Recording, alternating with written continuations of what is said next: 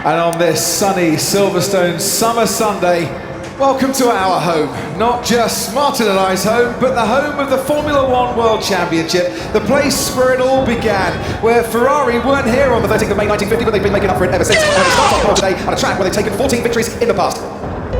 Here we go then, this is what we've all come to Silverstone for. The British Grand Prix, and it's lights out, away we go. Sainz gets away well, as does Lando Norris, as does Lewis Hamilton, who's already ahead of Charles Leclerc, and Max Verstappen into Abbey, takes the lead, ahead of Carlos Sainz, and at the back that's George Russell, out of this race, who's finished in the top 5 in every race this season, but he's out by the time they get to turn 1. Off the track there goes Charles Leclerc, and rounds the corner Lewis Hamilton, battling away with Charles Leclerc, who's on the inside, and the red flag has now come out to make racing redundant. There's the initial content. That's where the car then is upside down onto the gravel, and then it flips and tries to right itself, and as it does so, that's by the barriers, and then it goes over the tyre barrier, and is it Gasly that makes the contact? Basically, George was coming a little bit left, and they pincered Gasly in the middle, and it's immediately just the face of the tyre contact has just flipped the car completely over. Stefano Domenicali in conversation with Joe Guan Yu, making sure he's okay.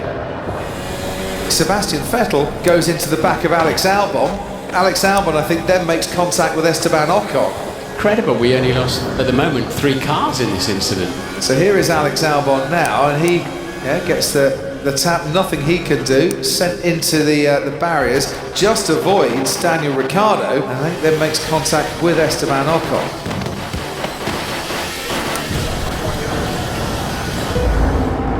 What's going to happen second time around? Here at Silverstone, British Grand Prix, lights out, away we go, they won't hold for long. Sainz comes over to cover off Verstappen, almost pushing it into the pit wall. He might have to yield this, does make the move around the outside and stays ahead. Sergio Perez now challenging down the inside, Hamilton's dropped a place or two, and he's now tangling with Charles Leclerc. It's Carlos Sainz out in front, down the inside, Charles Leclerc and Sergio Perez make contact. Sainz from Perez, then go from Verstappen, then Leclerc, then comes Sergio Perez and Lewis Hamilton, and Lando Norris now going wheel to wheel with the Mercedes. Sainz into Brooklands he goes. Leclerc tries to go around the outside of Max Verstappen and goes off the track in the process. That's the second time they've made contact in this lap alone. A much better restart then for Ferrari. Lewis Hamilton, unlucky that he got put back into his original grid slot, and he's side by side through Woodcote. He was side by side, he's now behind Lando Norris. As in the cops we go, there is damage to that front wing of Sergio Perez Red Bull, and quite severe damage too. And now towards Maggots and Beckett we go. Hamilton is behind Lando Norris in 6th, then comes Gasly, Alonso, Latifi and Tsunoda.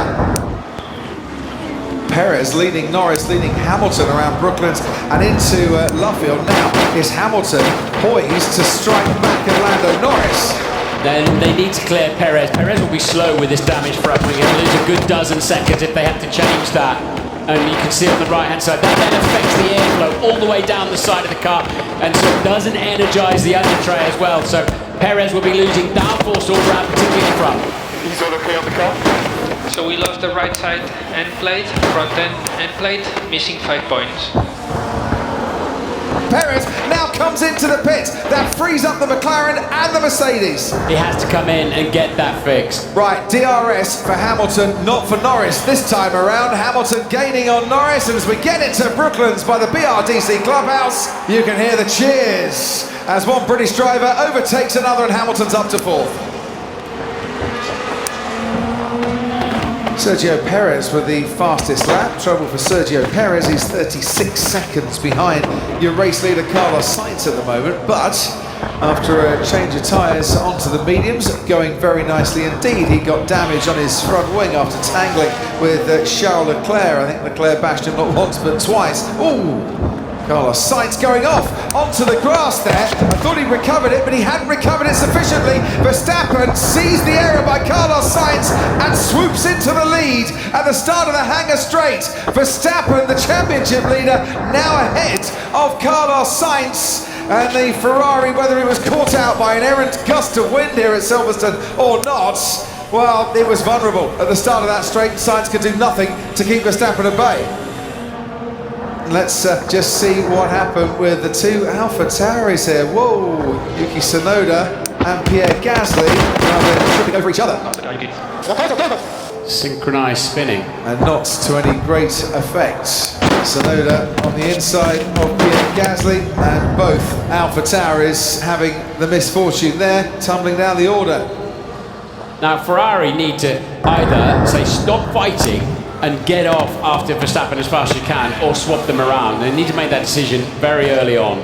Because the more they leave it, the longer Max Verstappen has to build more of an advantage out in front. Verstappen's in very trouble. slow. Either he's gone off the track or he's got a problem with the car, because Carlos Sainz, who 2 laps ago lost the lead to Max Verstappen, is now going to retake the lead, and the crowd absolutely loving that.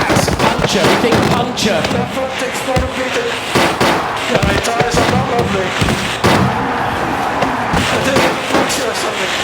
And you can see a massive lock up there as he comes into the pit lane. The cheers of the crowd for the 2 Ferraris, who are now running 1 and 2, and Ted's down in the pit lane. It's actually quite close to the pit lane, so it's done. The tyres look inflated, but I think that's the sidewall actually keeping them, making them look inflated. A good stop, and he's away again. Okay, Max, can confirm it's bodywork damage, loss of rear. It is not critical, so you are able to continue, but you will have a performance loss.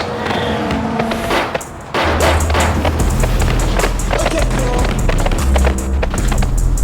Okay, cool.